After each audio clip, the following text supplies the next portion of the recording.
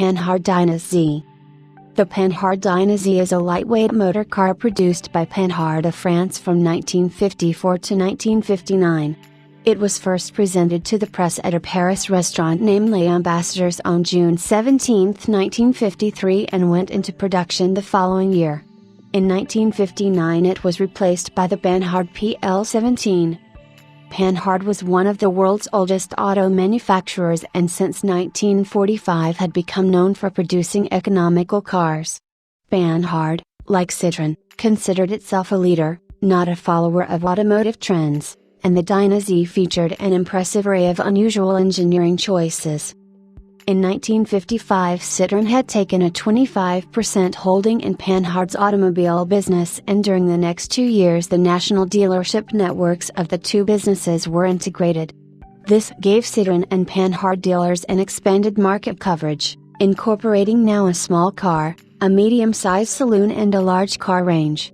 It gave the Panhard Dyna Z, during its final years in production, a level of market access that its predecessor had never enjoyed. Sales benefited. The Dyna X was replaced by the more streamlined Dyna Z in 1954. This was later developed into the similar PL17, launched in 1959, in an attempt to conform to the styles of the time.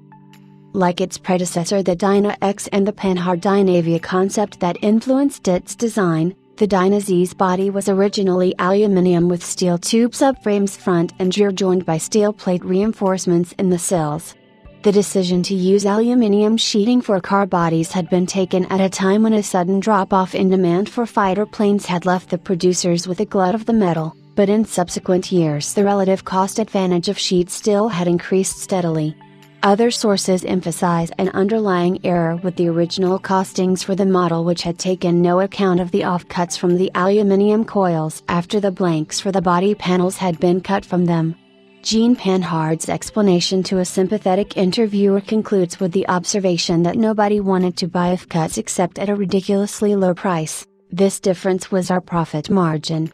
In summer 1954 the cost penalty of persisting with aluminium bodywork had become financially unsustainable, and from September 1955 the Dyna's Type Z1 switched to steel bodywork, even though the door shells, trunk, boot and hood, bonnet were at this stage still made of aluminium. The switch to a sheet steel body shell, attributed to various setbacks, nombreuses boyars, with the aluminium body of the earlier Type Z1, imposed an instant weight penalty of 123 kg. And had to be accompanied by a substantial redesign of a front suspension and a change to the shock absorbers, though cost savings were too late to avoid the need for Panhard to sign their ultimately suicidal refinancing agreement with Citroën in April 1955. By 1958, only the bumpers, the fuel tank, the engine cooling shroud and most of the engine and transaxle cases were aluminium, but the weight was still quite low for a relatively comfortable six-seater saloon, when compared with narrower competitor models from Peugeot and Simca. Its unusual and very modern design gave it a unique combination of space, ride comfort, performance and fuel economy at a very competitive price. But reliability suffered and fuel prices were not high enough, even in France, for people to put energy efficiency first. The car also suffered from some engine and wind noise. The Tiger version had a racing-inspired engine and a full cooling shroud.